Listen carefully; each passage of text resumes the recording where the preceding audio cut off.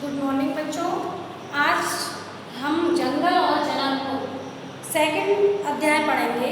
पहले अध्याय में हमने राम का जन्म, उनकी माताओं के नाम, पिता, कहाँ के राजा थे उनके पिता, और विश्वामित्र उनको अपने साथ लेने के लिए आए थे, ये हमने पढ़ा था। अब आगे हम पढ़ेंगे इस चैप्टर में। इस चैप्टर में हम पढ़ने से पहले मैं कुछ बता देती हूँ कि इस चैप्टर में विश्वामित्र जब राम और लक्ष्मण को साथ लेकर के चल रहे हैं तो उनसे क्या क्या बातें कर रहे हैं, कौन सी उन्हें विद्याएं सिखाई हैं, ये चीज़ हम इस चैप्टर में पढ़ेंगे। तो देखिए, जंगल और जनकपुर। राजमहल से निकलकर महर्षि विश्वामित्र सरयू नदी की ओर बढ़े। दोनों राजकुमार साथ थे, उन्हें नदी पार करनी थी। आश्रम पहुंचने के लिए विश्वामित्र ने अयोध्या के निकट नदी पार नहीं की थी, यानी वो उस नदी के किनारे किनारे पर चल रहे थे। विश्वामित्र ने अयोध्या के निकट नदी पार नहीं की, दूर तक सरयू के किनारे किनारे चलते रहे। दक्षिणी तट पर, उसी तट पर जिस तट पर अयोध्या नगरी बसी हुई थी। तो क्वेश्चन बनता है, किस तट पर, सरयू नदी के किस तट पर अयोध्या नगरी बसी हुई थी? तो हमारा आंसर आता है सरयू दक्षिणी तट पर अयोध्या नगरी बसी हुई थी।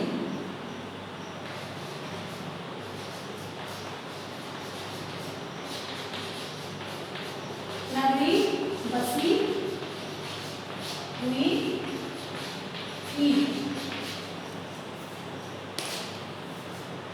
वे चलते रहे। नदी के घुमाव के साथ साथ राजमहल पीछे छूट गया, उसकी आखिरी बस्ती भी निकल गई। चलते चलते एक तीखा मोड़ आया तो सब कुछ दृष्टि से ओझल हो गया, यानी कि दिखना बंद हो गया था। राम और लक्ष्मण ने एक बार भी पीछे मुड़कर नहीं देखा। उनकी नज़र सामने थी, महर्षि विश्वामित्र के सधे कदमों की ओर। सूरज की चमक धीमी पड़ने लगी, शाम होने को आई। राजकुमारों के चेहरों पर थकान का कोई चिन्ह नहीं था, उत्साह था। वे दिन भर पैदल चले थे और चलने को तैयार थे। महर्षि अचानक रुके, उन्होंने आसमान पर दृष्टि डाली। चिड़ियों के झुंड अपने बसेरे की ओर लौट रहे थे, यानी अपने घर की ओर लौट रहे थे। आसमान मटमैला लाल हो गया था। चरवाहे, जो पशुओं को चराने के लिए जाते हैं, चरवाहे लौट रहे थे, गायों के पैर से उड़ती धूल में आधे छिपे हुए। हम आज रात नदी तट पर ही विश्राम करेंगे, महर्षि ने पीछे मुड़ते हुए कहा। दोनों राजकुमारों के चेहरे के भाव देखते हुए विश्वामित्र हल्का सा मुस्कुराए। राम के निकट आते हुए उन्होंने कहा, मैं तुम दोनों को कुछ विद्याएं सिखाना चाहता हूँ। इन्हें सीखने के बाद कोई तुम पर प्रहार नहीं कर सकेगा, उस समय भी नहीं जब तुम नींद में होंगे। यानी विश्वामित्र ने दोनों राजकुमारों से कहा, राम और लक्ष्मण से, कि मैं तुम्हें एक ऐसी विद्या सिखाऊंगा कि अगर तुम नींद में भी होंगे ना, तब भी तुम पे कोई दुश्मन प्रहार नहीं कर सकता है। राम और लक्ष्मण नदी में मुंह हाथ धोकर लौटे, महर्षि के निकट आकर बैठे। विश्वामित्र ने दोनों भाइयों को बला अति बला नाम की विद्याएं सिखाई। कौन सी थी? बला अति बला नाम की विद्याएं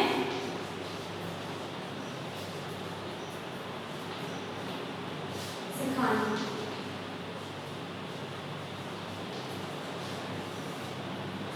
क्वेश्चन आता है, विश्वामित्र ने दोनों को कौन सी विद्याएं सिखाई, दोनों राजकुमारों को? तो आंसर आता है कि विश्वामित्र ने बला अति बला नाम की विद्याएं दोनों राजकुमारों को सिखाई। रात में भी लोग वहीं सोए, तिनकों और पत्तों का बिस्तर बनाकर नींद आने तक महर्षि उनसे बात करते रहे। सुबह हुई, यात्रा फिर शुरू हुई। मार्ग वही था, सरयू नदी के किनारे किनारे। चलते चलते वे एक ऐसी जगह पहुंचे जहां दो नदियां आपस में मिलती थीं। उस संगम की दूसरी नदी गंगा थी, यानी दो नदियों का संगम कौन सा था? एक तो सरयू नदी थी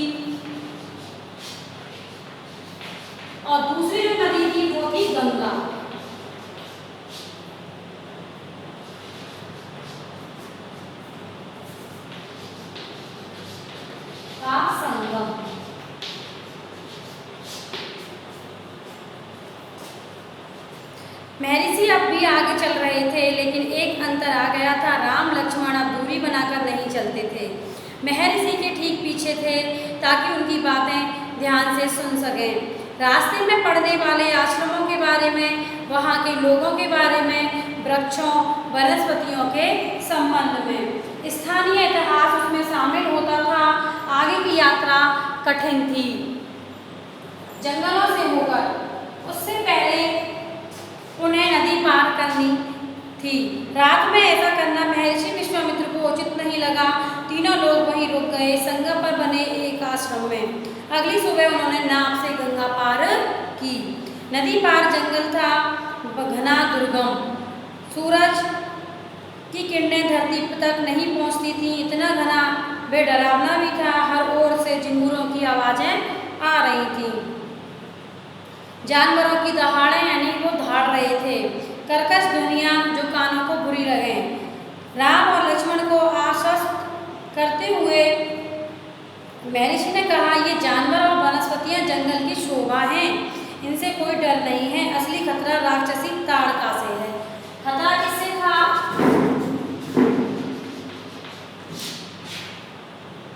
राक्षसी ताड़का से।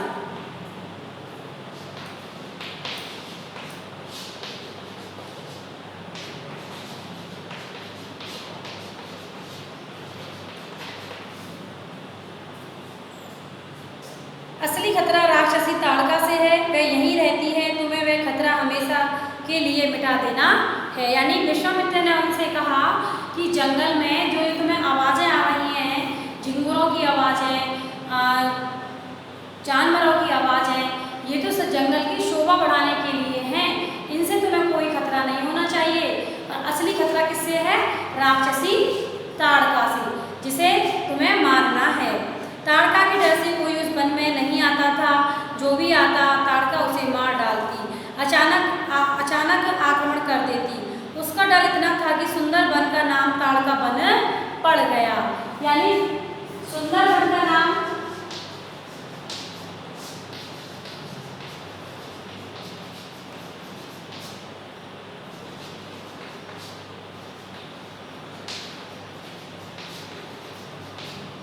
तो इसका आंसर आता है हमारा ताड़का वन।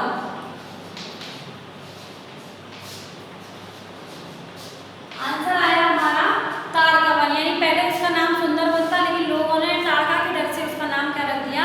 ताड़का वन। राम ने महर्षि की आज्ञा मान ली, धनुष पर प्रत्यंचा चढ़ाई और उसे एक बार खींचकर छोड़ा।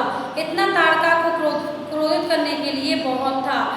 टंकार यानी ध्वनि सुनते ही क्रोध से बिलबिलाई ताड़का गरजती हुई राम की ओर दौड़ी। दो बालकों को देखकर उसका क्रोध और भड़क उठा। जंगल में जैसे तूफान आ गया, विशालकाय पेड़ कांप उठे, पत्ते टूटकर इधर उधर उड़ने लगे, धूल का घना बादल छा गया, उसमें कुछ दिखाई नहीं पड़ता था। फिर ताड़का ने पत्थर बरसाने शुरू कर दिए। राम ने उस पर बाण चलाए, लक्ष्मण ने भी निशाना साधा, ताड़का बाणों से घिर गई। राम का एक बाण उसके हृदय में जाकर लगा, वह गिर पड़ी, फिर उठ नहीं पाई। विश्वामित्र बहुत प्रसन्न हुए, उन्होंने राम को गले लगा लिया। उन्होंने दोनों राजकुमारों को 100 तरह के नए अस्त्र शस्त्र दिए। तो क्वेश्चन बनता है हमारा कि विश्वामित्र ने प्रसन्न होकर के जब ताड़का का वध कर दिया राम ने, तो प्रसन्न होकर के विश्वामित्र ने कितने तरह के उन्हें अस्त्र दिए थे? तो देखिए, राजकुमारों को विश्वामित्र ने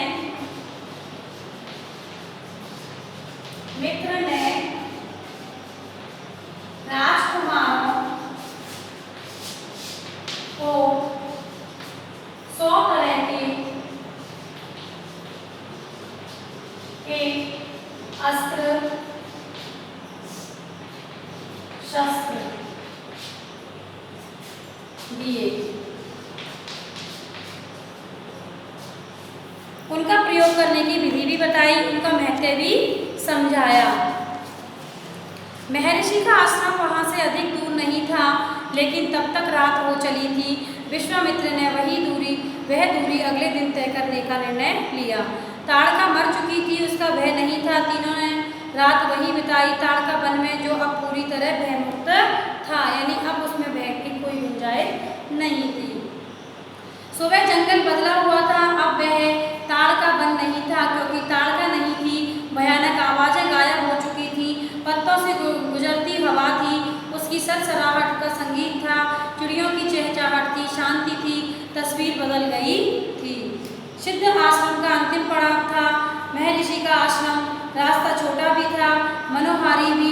प्राकृतिक सौंदर्य का आनंद लेते तीनों लोग जल्दी ही आश्रम में पहुंच गए।